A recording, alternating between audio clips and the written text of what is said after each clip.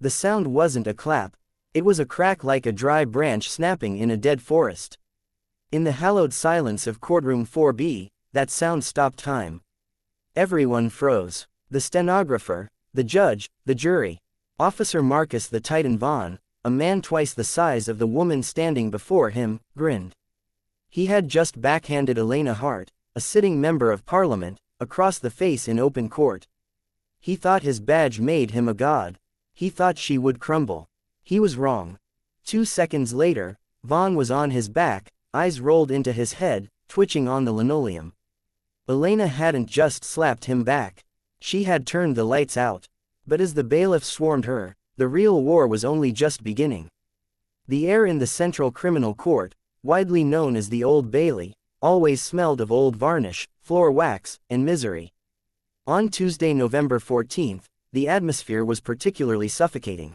The heating system was rattling, fighting a losing battle against the encroaching winter chill.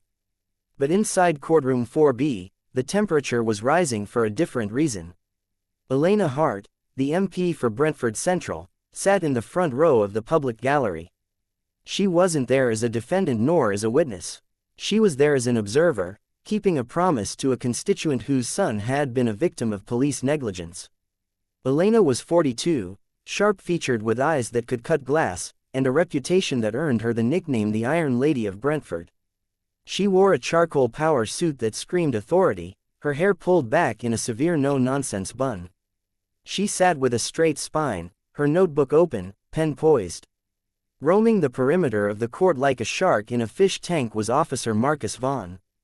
Everyone knew Vaughn. He was a relic of a bygone era of policing. A man who believed fear was the only currency that mattered. Standing 6'4" with a neck as thick as a tree stump, Vaughn was known on the streets as the Titan.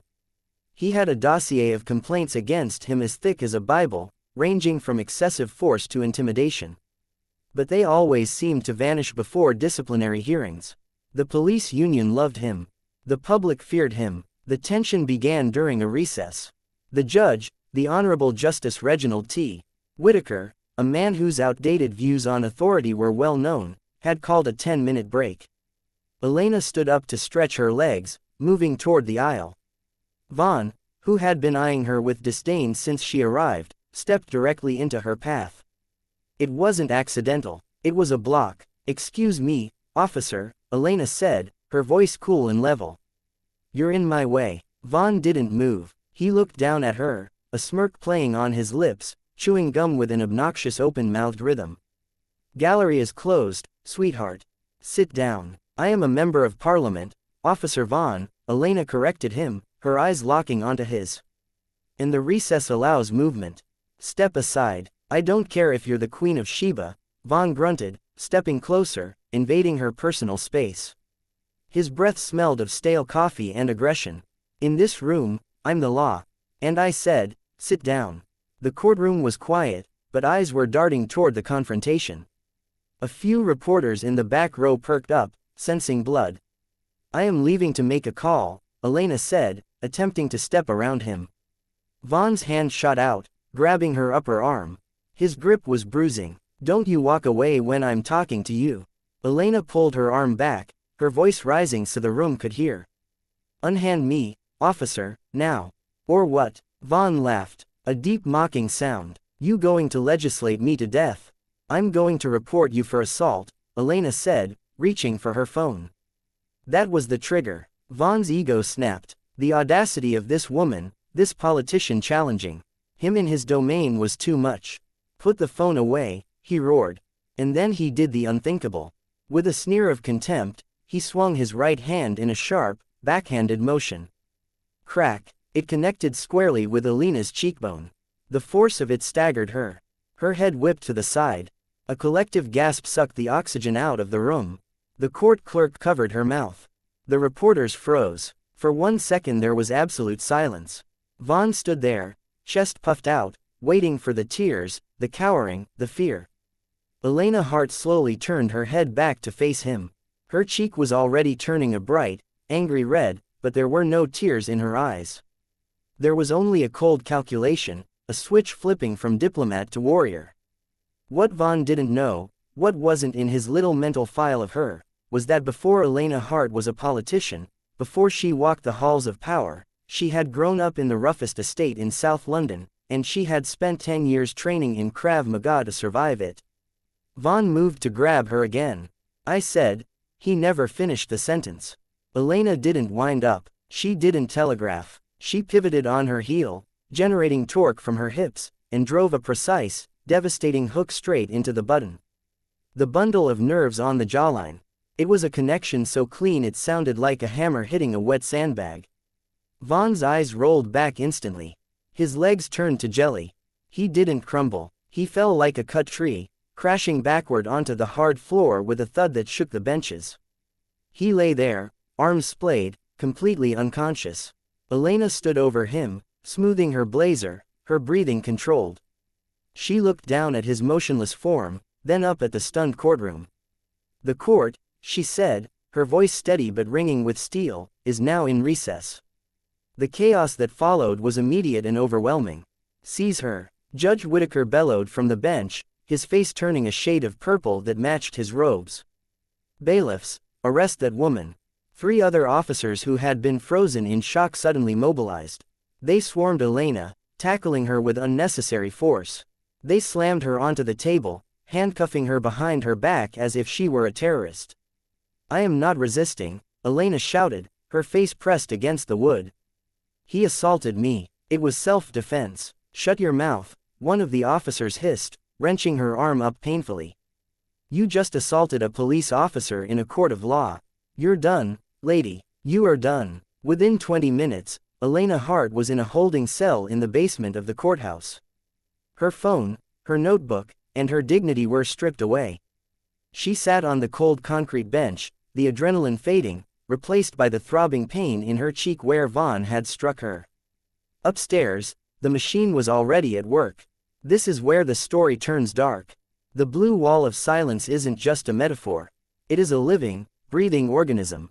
Officer Vaughn was rushed to St. Thomas's Hospital. He had a mild concussion and a bruised ego.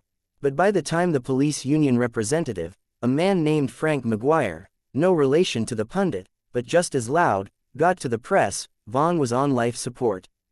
The media spin was dizzying. By 6 p.m., the headlines on the evening news were screaming, crazed MP attacks hero cop in courtroom meltdown.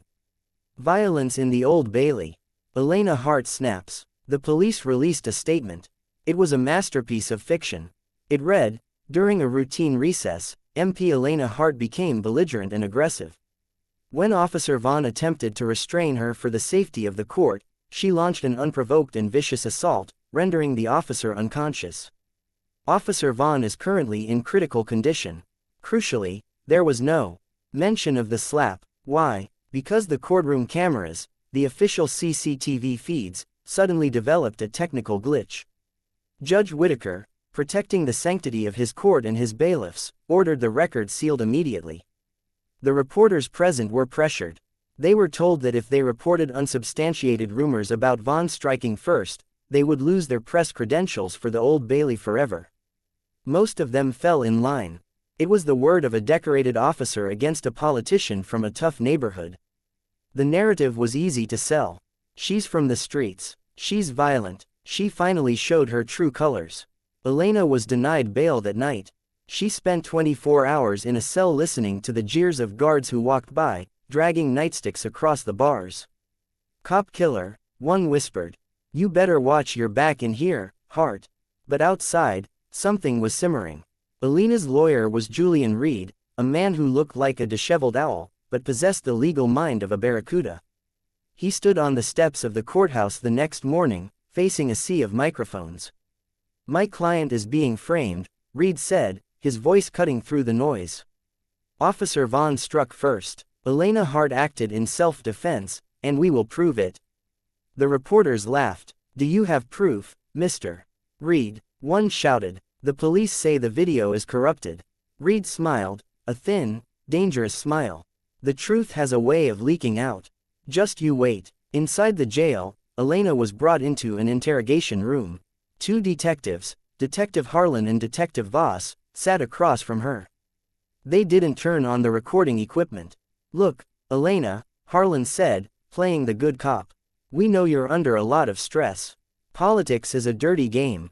Just sign a statement saying you had a mental break. We'll get you into a nice clinic. Charges reduced to a misdemeanor. You resign and this all goes away."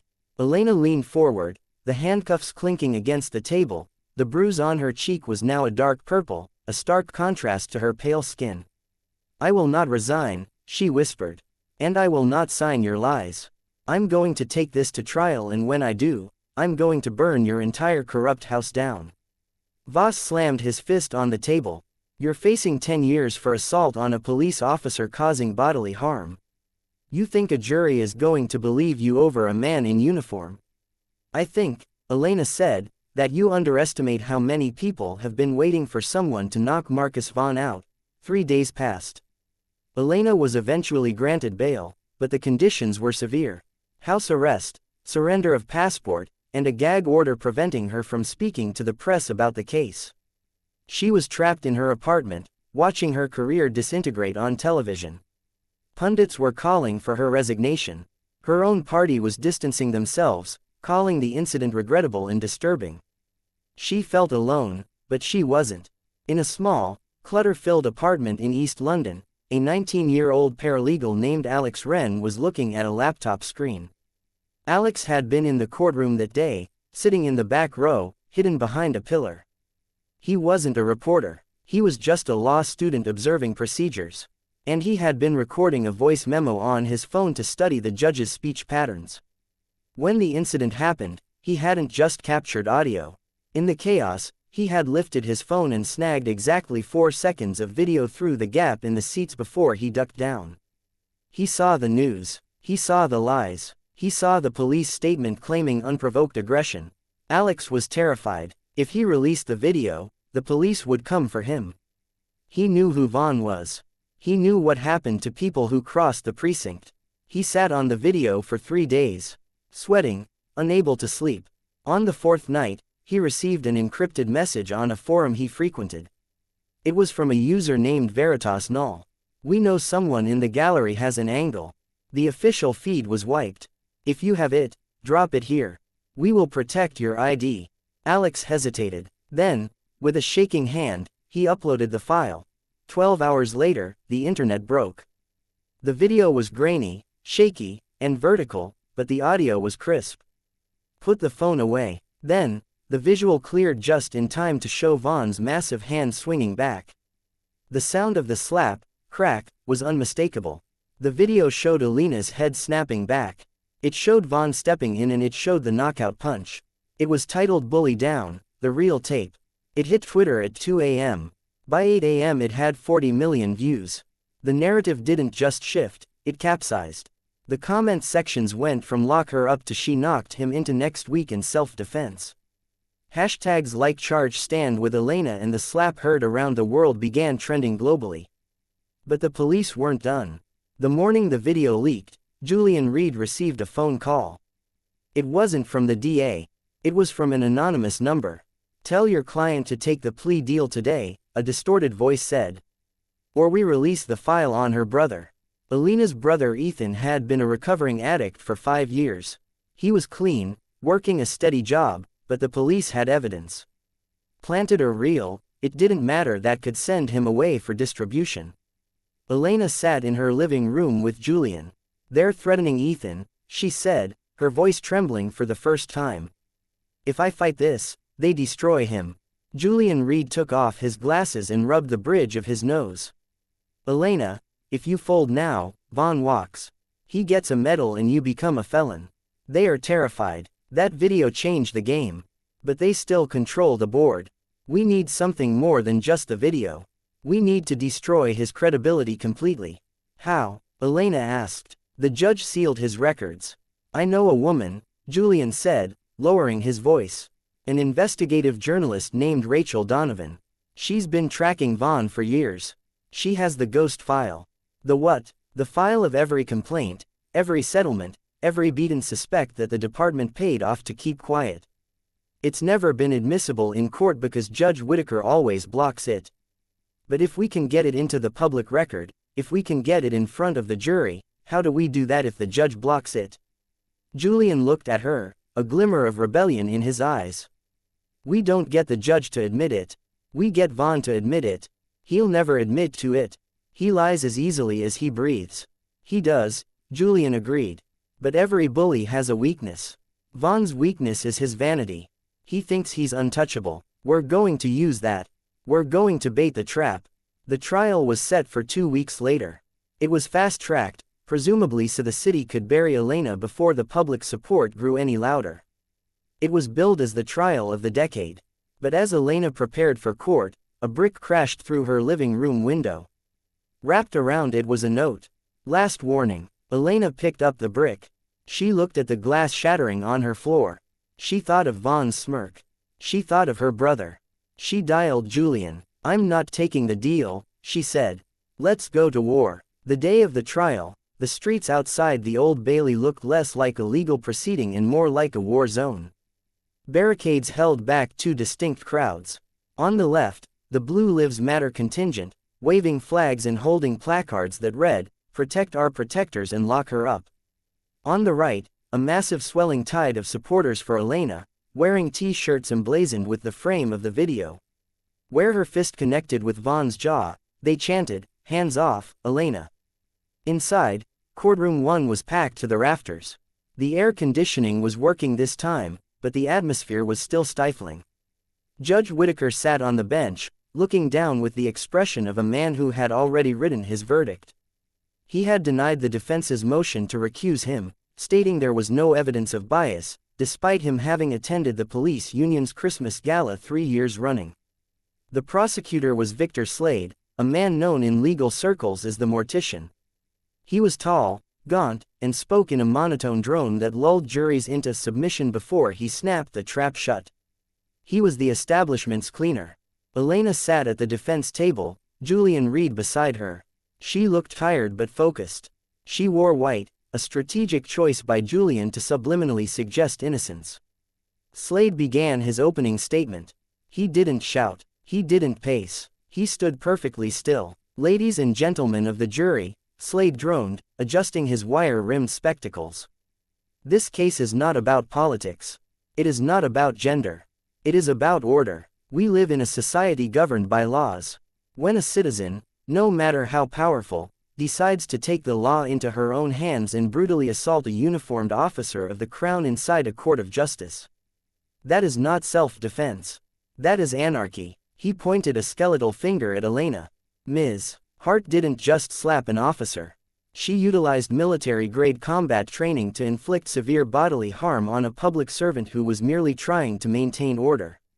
We will show that Officer Vaughn was acting within the scope of his duties, and that Miss Hart, fueled by entitlement and rage, snapped.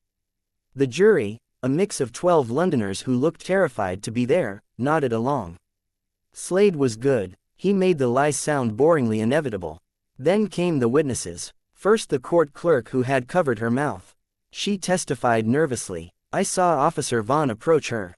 He seemed calm. Then there was a scuffle and then she hit him. It was very violent. Did you see Officer Vaughn strike her?" Slade asked. "I couldn't see that angle clearly. It happened so fast." Reed declined to cross-examine her. He knew she was just frightened. Then the main event. The prosecution calls Officer Marcus Vaughn. The doors opened and Vaughn walked in. The theater was impressive. He was wearing his dress uniform, medals gleaming on his chest. But the pièce de résistance was the soft foam neck brace he wore and the slight exaggerated limp. He took the stand, grimacing as he sat down, playing the wounded hero to perfection. Slade walked him through the official version of events. "Officer Vaughn, walk us through the moment of the assault." Vaughn cleared his throat, looking at the jury with puppy dog eyes. "Well, sir, I saw the defendant trying to push past the bailiff station. That's a restricted area during recess. I stepped in to verbally correct her. She became irate. She started screaming about her rights. I put a hand up just to create distance, a de-escalation tactic, and she grabbed my arm. I pulled away and the next thing I knew, the lights went out." "Did you slap her?" Slade asked. "Absolutely not," Vaughn said, looking shocked. "I would never strike a woman. I've been on the force for 15 years. My record is spotless." Elena clenched her jaw so hard she thought a tooth might crack. Thank you, officer, Slade said, sitting down with a satisfied smirk. It was Julian Reed's turn. Julian stood up slowly. He didn't look like a high-powered barrister. He looked like a confused geography teacher. His tie was slightly askew. He shuffled his papers, dropping one on the floor and scrambling to pick it up. The jury chuckled. Vaughn smirked. This guy is a clown. Vaughn thought. Officer Vaughn, Julian began, voice trembling slightly. You said your record is spotless. That's right, Vaughn said, leaning back. And you consider yourself a patient man. You have to be in this job, Vaughn quipped. A few jurors smiled. Yes, quite, Julian mumbled. And you said you used a de-escalation tactic, putting your hand up. Standard procedure, right, and you testified just now that you would never strike a woman, that violence is abhorrent to you unless absolutely necessary.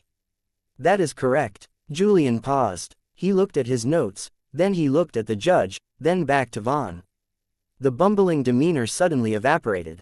Julian's posture straightened, his eyes, previously darting around, locked onto Vaughn like a laser guidance system. So, Julian's voice dropped an octave, becoming clear and resonant. If I were to suggest that you have a history of losing your temper and assaulting civilians when you feel disrespected, that would be a lie.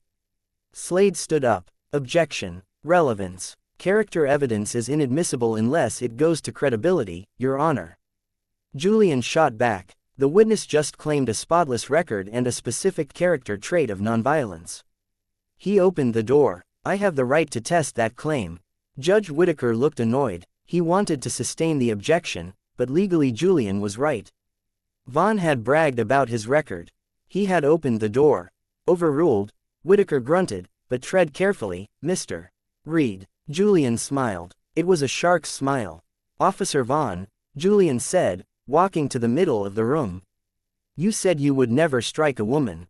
Do you know a woman named Agnes Hargrove? Vaughn's left eye twitched just a fraction. But Julian saw it. I don't recall the name. Vaughn lied. Really? Julian picked up a piece of paper. November 14, 2018. A traffic stop in Hackney. Miss Hargrove, a 62-year-old grandmother, asked for your badge number. You dragged her out of her car and dislocated her shoulder. The department settled for $40,000. Do you recall that? Objection, Slade shouted. That settlement included a non-disclosure agreement which applies to the parties, not to a criminal court of law where the witness has perjured himself regarding his record. Julian roared back. I didn't admit fault, Vaughn shouted from the stand, breaking his calm facade. The city paid her to shut her up. She was resisting. Ah, Julian said softly. She was resisting. Like Ms. Hart was resisting. Yes, let's move on, Julian said, pacing. How about Victor Kane, 2020? You broke his jaw outside a pub while you were off duty. No charges filed. Why? Because the CCTV hard drive at the pub mysteriously vanished. Sound familiar? Vaughn's face was turning red. The neck brace seemed to be choking him. He attacked me. It was self-defense. Everything is self-defense with you, isn't it, Marcus? Julian dropped the officer. Tell me, in the video of the incident with Ms. Hart, the one the world has seen, we hear a crack. We see her head snap back. If you didn't hit her, what was that? Did the wind slap her?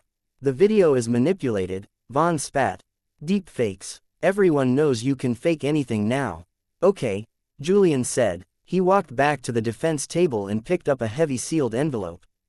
He held it up. Officer Vaughn, are you aware that Ms. Hart's team hired a digital forensics expert, a man named Drive Elias Voss, formerly of MI5.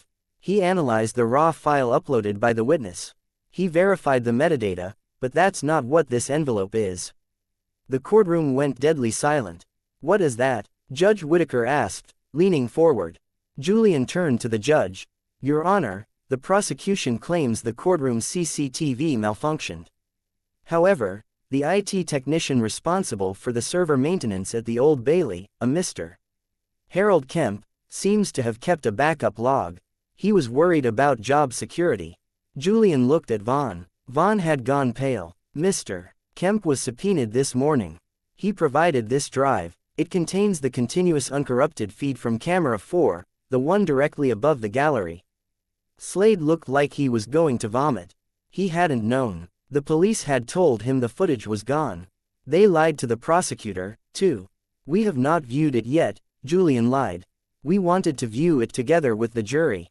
"Objection," Slade squeaked. "Authentication. Mr. Kemp is outside," Julian said calmly. Judge Whitaker looked at the envelope. He looked at the sweating police officer. He looked at the press in the gallery. If he blocked this and it leaked later, his career was over. "Call Mr. Kemp," the judge said. The video was played on the large screens mounted on the walls. It was high definition, crystal clear. It showed the whole thing: Vaughn blocking the path, the sneer, the aggression. It showed Elena trying to walk away. And then in 4K resolution, it showed Marcus Vaughn wind up and backhand a member of parliament across the face with the full weight of his body. The sound on the video was low, but the visual was undeniable. Then it showed the knockout, but it showed something else. After Elena was tackled and handcuffed while Vaughn was lying on the floor, the video showed another officer, Officer Hale, kneel down beside Vaughn. Vaughn opened his eyes. He was groggy but awake. Hale whispered something. Vaughn nodded. Then Vaughn closed his eyes and went limp again, playing dead. The video ended. The silence in the courtroom was heavy, thick, and suffocating. Julian Reed turned to Vaughn. "You weren't unconscious for 20 minutes, were you? You were awake when they were arresting her. You faked the severity of your injury to justify the assault charge." Vaughn sat frozen. The hero cop mask had dissolved, leaving behind a terrified bully. "I was disoriented," Vaughn stammered. "You are a liar," Julian said, his voice ringing like a bell. "You lied about the slap. You lied about your record. You lied about your injuries. And you lied to this jury." Julian turned to the jury box. No further questions. The courtroom erupted. Judge Whitaker banged his gavel, but it was useless. The blue wall had just collapsed on live television. But the twist wasn't over. As the court went into recess, chaos broke out in the corridors. Elena was being hustled into a conference room by Julian. "We won," she said breathlessly. "Julian, we won." "Not yet," Julian said, looking at his phone. His face was ashen. "Elena, where is Ethan?" "He's at the safe house." "You sent him there." "I just got a text from the private security detail I hired." Julian said, "They're not answering." Elena's blood ran cold. "What do you mean?" "The police knew we had the Kemp footage," Julian said, realization dawning on him. "They knew Kemp was subpoenaed this morning. They couldn't stop the court, so they went for the leverage."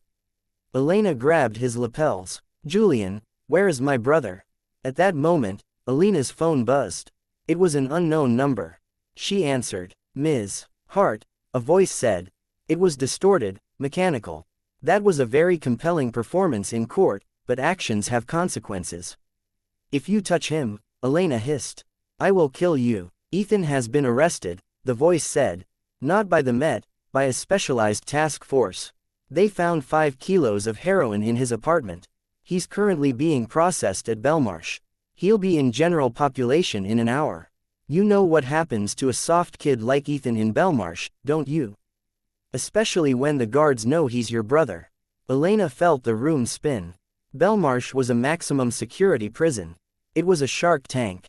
"What do you want?" "You pled guilty. You enter the court, after recess. You fire your lawyer and you change your plea. You say the video was doctored. You say you provoked him. You take the 5 years. And if I don't, then Ethan hangs himself in his cell tonight. A tragic overdose or maybe a fight. Prisons are dangerous places." The line went dead. Elena dropped the phone. She looked at Julian. "They planted drugs. They have him at Belmarsh. They want me to plead guilty." Julian paced the room, running his hands through his hair. "It's a bluff. They can't get him into general pop that fast. There's processing intake." "Julian, they are the police." Elena screamed. "They can do whatever they want. He's in there right now." She looked at the door. The recess was ending in 10 minutes. She had 10 minutes to decide between her freedom and her brother's life. She straightened her jacket. The fire in her eyes died, replaced by a dull gray resolve. "I have to do it," she whispered. "No," Julian said. "Elena, if you do this, Vaughn wins. The corruption wins. You destroy everything. He's my brother, Julian. He's the only family I have. Elena walked toward the door. She was going to surrender. She was going to walk back into that courtroom and lie to save Ethan. She put her hand on the doorknob. Suddenly, the door flew open from the outside. It was Rachel Donovan, the investigative journalist. She was out of breath, her red hair wild, holding a tablet. "Don't go in there," Rachel yelled. "Rachel, get out of my way," Elena said. "I have to." "No, listen to me." Rachel shoved the tablet into Elena's hands. "Look at this. It's trending. It's everywhere." Elena looked at the screen. It was a live stream. It wasn't from the news. It was from Instagram Live. The account belonged to a rapper named Blaze, a local grime artist who was huge in South London. The video showed Blaze standing on the hood of a car outside Belmarsh prison. But he wasn't alone. Behind him were 300 men. Not protesters. These were the streets. There were gang members, local toughs, construction workers, and regular citizens. They had surrounded the police transport van that was trying to enter the prison gates.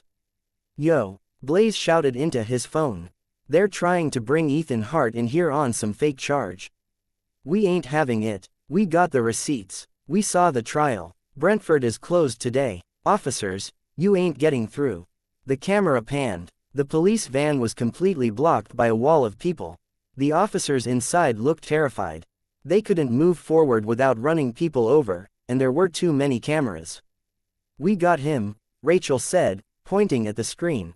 "Elena, the people blocked the transport. The police can't get him into the prison. They're stuck outside the gates. The press is already helicoptering in. They can't touch him now. The whole world is watching." Elena stared at the screen. Tears streamed down her face. She touched the image of the crowd, her constituents, the people she had fought for, the people the police thought were trash. They had come for her. "They blocked the van," Elena whispered. "They saved him," Julian said, a grin breaking across his face. "The leverage is gone." Elena wiped her face. The fire came back. It burned hotter than before. "Okay," she said, "let's go finish this." Elena Hart walked back into courtroom 1, but it felt like walking into a different world. The suffocating tension of the morning had evaporated, replaced by a buzzing electric energy that vibrated off the wood-paneled walls. The news from Belmarsh had traveled faster than any official court transcript. Every reporter in the gallery was glued to their phone, whispering furiously. The jurors, who had been sequestered from the specifics, but could sense the shift in the air, looked restless, their eyes darting between the defense table and the prosecution. Marcus Vaughn sat at the prosecution table, but the arrogance that had defined his posture for the entire trial was gone. He was hunched over, his massive frame seemingly shrinking inside his dress uniform. He was sweating profusely, a dark stain spreading under the arms of his crisp blue shirt. He was whispering angrily to his union representative, Frank Maguire, whose face had gone a pale, sickly shade of gray. Even the Titan knew when the herd was turning. Judge Whitaker took the bench.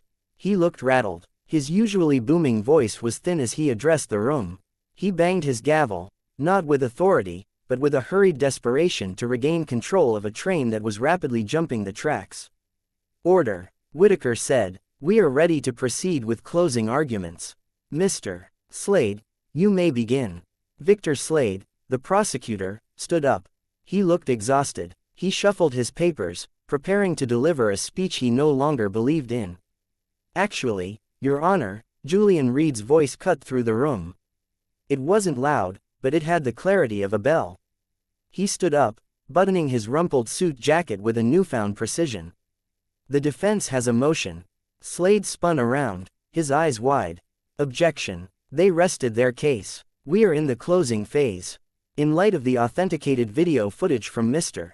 Kemp," Julian continued, ignoring Slade and addressing the judge directly, "and the subsequent revelations regarding the integrity of the prosecution's evidence, a new witness has come forward, a witness who can speak directly to the defendant's state of mind and his history of record-keeping. This is highly irregular," Judge Whitaker snapped, though his eyes betrayed his curiosity. "Who is this witness, Mr. Reed?" And why should I allow this circus to continue? The witness is here, Your Honor, Julian said, gesturing to the heavy oak doors at the back of the room. And I believe her testimony is essential to the administration of justice. The doors swung open. The room fell into a silence so profound you could hear the hum of the light fixtures. A woman walked in. She was small, frail, and elderly, moving with the slow, deliberate pace of someone in pain. She leaned heavily on a wooden cane, the tap-tap-tap of it against the floor echoing like a metronome. She wore a modest floral print coat and a hat that had seen better days. She looked like anyone's grandmother, soft, harmless, and kind. But when Marcus Vaughn turned around and saw her, the blood drained from his face so completely that he looked like a wax figure melting under heat. His mouth opened, but no sound came out at first. "Mom," he finally choked out, the word small and terrified. "Mom, what are you doing here?" A collective gasp rippled through the gallery. The press corps nearly fell over themselves, leaning forward. "Mrs. Evelyn Vaughn," Julian announced to the stunned room. Vaughn stood up, his chair scraping loudly against the floor. "Mom, you can't be here. Go home. Someone get her out of here. Sit down, Marcus." The voice didn't sound frail. It cracked like a whip across the courtroom. It was the voice of a matriarch, the voice of a woman who had raised a son, and was now watching him destroy everything she valued. The Titan sat. He shrank back into his chair, looking for the first time like a scolded child. Mrs. Vaughn made her way to the witness stand. The bailiff, looking unsure of himself, helped her up the steps. She didn't look at the jury. She didn't look at the judge. She kept her eyes fixed firmly on her son. Her expression wasn't one of hate, but of a deep, crushing disappointment. "Mrs. Vaughn," Julian began, his voice gentle. "You contacted my office regarding this case just 20 minutes ago. Can you tell the court why?" Mrs. Vaughn adjusted her glasses. Her hands were shaking, but she clasped them together on her lap to steady them. "Because I raised him better than this," she said. Her voice wavered, then strengthened. "I sat in my living room and I watched the news. I saw him lie on that stand. I saw him hit that woman in the video and I saw him smiling about it." She took a deep breath. "My husband, Marcus's father, he was a police officer, too. A good one. He never raised a hand in anger. He believed the badge meant something." She looked at Marcus, tears welling in her eyes. "You shamed him, Marcus. You shamed our family. You shamed your father's memory." "Mrs. Vaughn," Julian pressed gently. "You mentioned something on the phone. A notebook." Mrs. Vaughn nodded. She reached into her worn leather handbag and pulled out a small black notebook. It was battered, the corners frayed, the spine taped together. It looked innocuous, but the way Marcus Vaughn stared at it suggested it was radioactive. "Marcus has a temper," she told the jury, her voice sad. "He always has. But he's also proud. He keeps a log. He calls it his scorecard. He brags about it at Sunday dinner sometimes. Thinks it's funny. He thinks he's winning a game." "Mom, don't," Vaughn pleaded, his voice cracking. "Please shut up, Marcus," she yelled back, slamming her hand on the railing. "You are done lying." She turned to the bailiff and handed him the book. "It's all in there. He left it at my house last weekend after Sunday roast. The names, the dates, the bribes he took, the evidence he planted, the people he hurt." The courtroom erupted. Reporters were shouting questions. Slade had his head in his hands, realizing his career was likely over by association. Judge Whitaker was banging his gavel furiously, his face purple, but nobody was listening. Julian Reed took the notebook from the bailiff. He held it up, a small black object that contained the ruin of a dozen lives. "Your Honor," Julian said, his voice cutting through the noise. "I would like to read an entry into the record." "Mr. Reed," the judge started. "April 4th, Julian read loud and clear. Planted 4 grams of coke on the kid from the corner store. Little punk disrespected me. Easy bust." He flipped a few pages forward.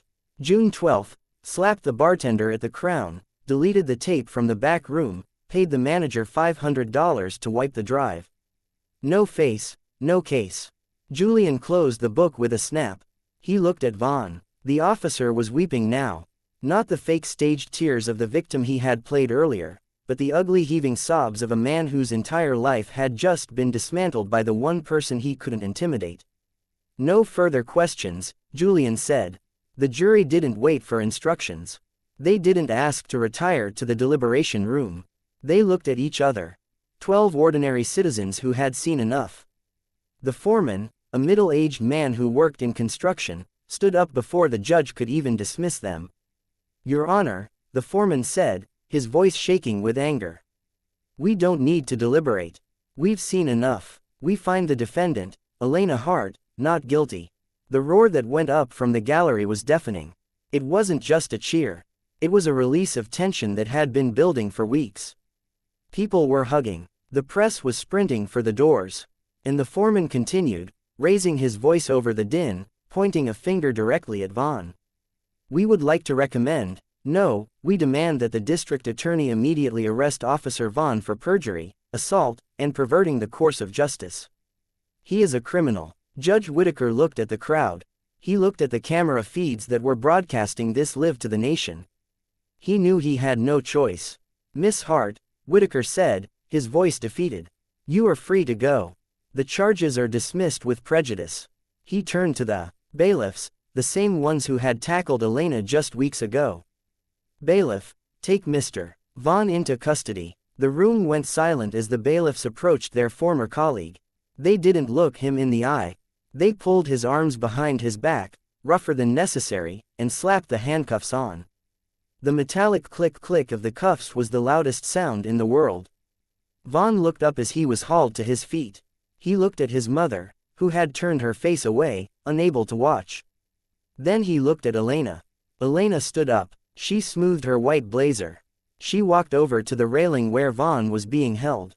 Vaughn looked at her, his eyes red and swollen, expecting her to gloat. He expected insults. He expected her to spit on him.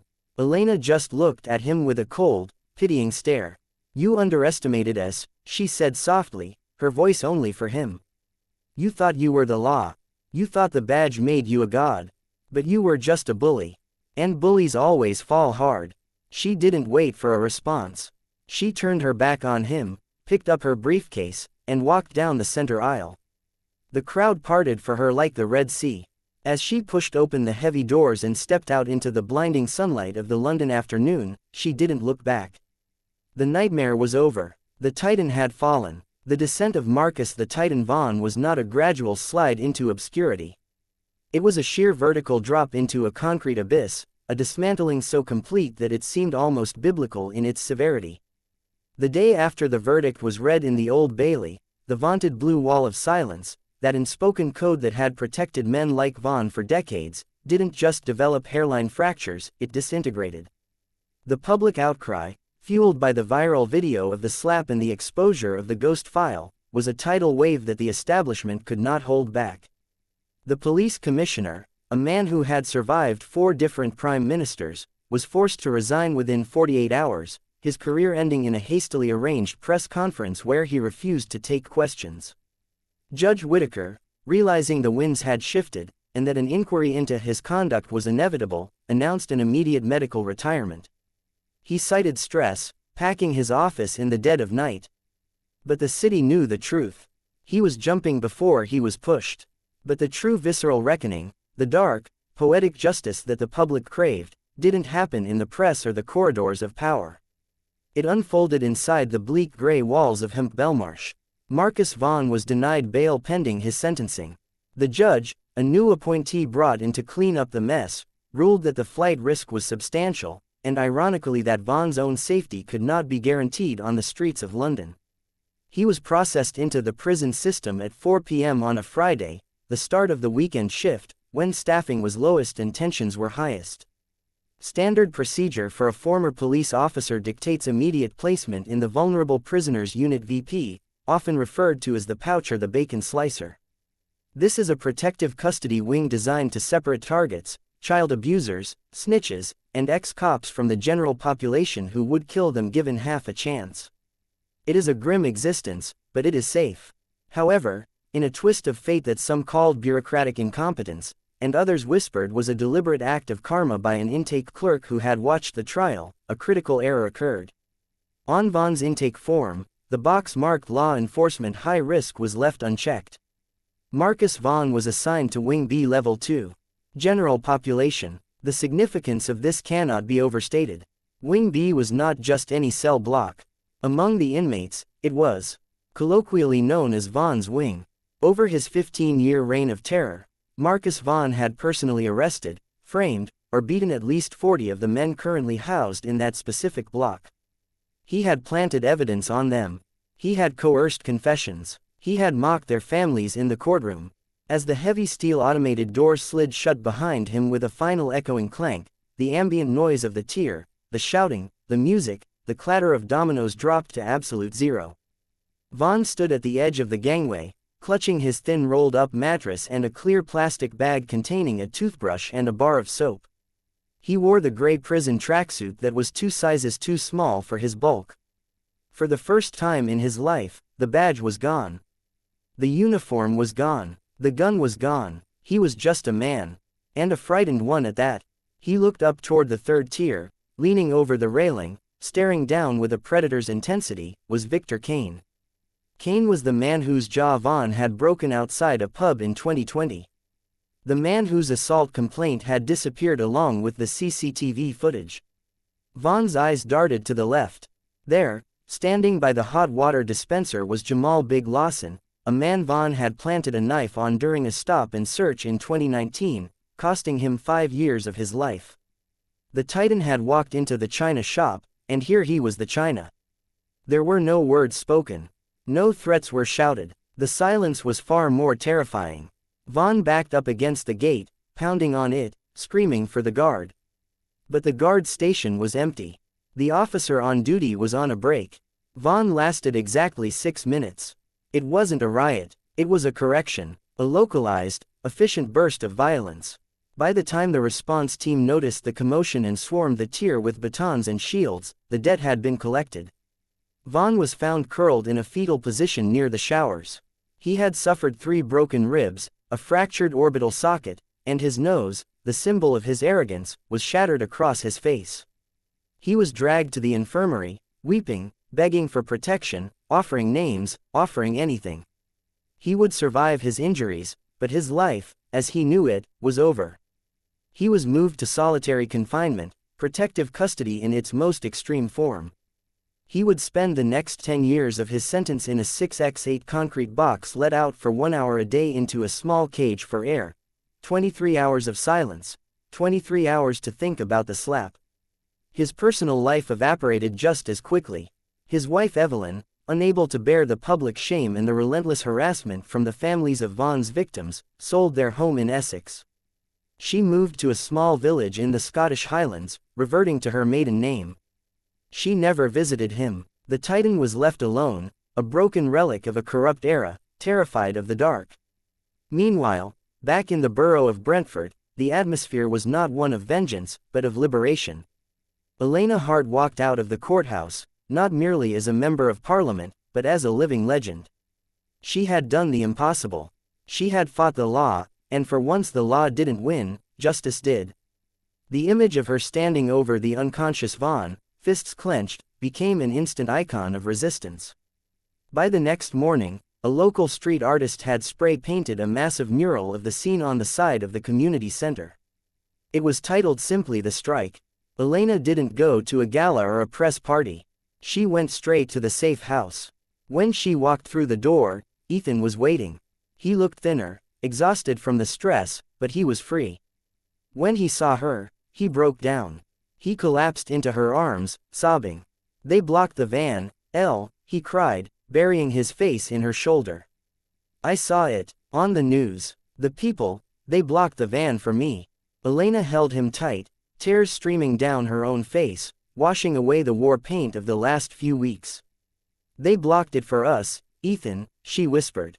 "Because we stood up. Because we didn't blink." The ripple effects of her victory were profound.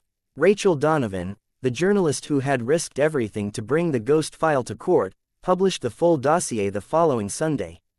It was a bombshell. The detailed records of corruption led to the immediate reopening of over 150 criminal cases. 42 officers were suspended pending investigation. The specialized task force that had terrorized the borough, the Titans Squad, was permanently disbanded. Elena leveraged her massive surge in political capital to drive real change. She drafted and pushed through the Vaughn Act, a groundbreaking piece of legislation. It mandated that police body cameras be live-streamed to a secure independent server that no officer or precinct captain could access, edit, or delete. It ended the era of lost footage overnight. 6 months later, Elena Hart stood on the stage of a town hall meeting in Brentford. The room was packed to capacity, spilling out into the streets. The mood was celebratory, hopeful.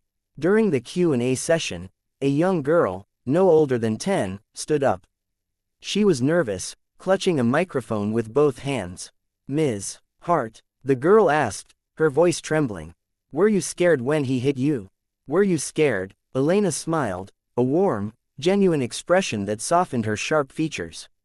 She unconsciously touched her cheek where a faint, almost invisible scar still remained, a permanent reminder of the price of standing tall. "I was terrified," Elena admitted, her voice projecting to the back of the room without wavering. "Fear is natural, it's human, but you have to remember one thing." She looked out at the faces in the crowd. She saw Alex Wren, the paralegal who had leaked the video, now working as a junior associate in Julian Reed's firm. She saw Blaze, the rapper who had rallied the streets. She saw Rachel Donovan in the press pit, and she saw thousands of ordinary people who had found their voice. "A bully only has power if you give it to him," Elena said. "They rely on your silence. They rely on your fear. But the moment you realize that their strength is a lie, that is the moment you win. He slapped me thinking I would break. He thought I was glass. But he forgot that iron doesn't break. It strikes back." The applause that followed was deafening. A roar of approval that seemed loud enough to carry across the city, over the river, and through the thick, lonely walls of Hemp Belmarsh, where a man who once thought he was a god now sat in silence, listening to the world move on without him. That, ladies and gentlemen, is the story of how MP Elena Hart turned a moment of public humiliation into a revolution. It is a brutal necessary reminder that authority without accountability is nothing more than tyranny, and that even the thickest blue wall is made of glass, waiting for the right stone to shatter it. Marcus Vaughan believed his badge gave him the right to be a monster. He learned in the hardest way possible that in the court of real justice, the gavel hits back. Karma didn't just knock on his door. It kicked it down and dragged him out. If this story of justice, resilience, and ultimate karma resonated with you, please smash that like button and subscribe to the channel. It helps us uncover and share more incredible stories like this one. And I want to hear from you in the comments. Do you think Vaughan's punishment in general population was fair, or did the system fail by not protecting him? Let's get a debate going below.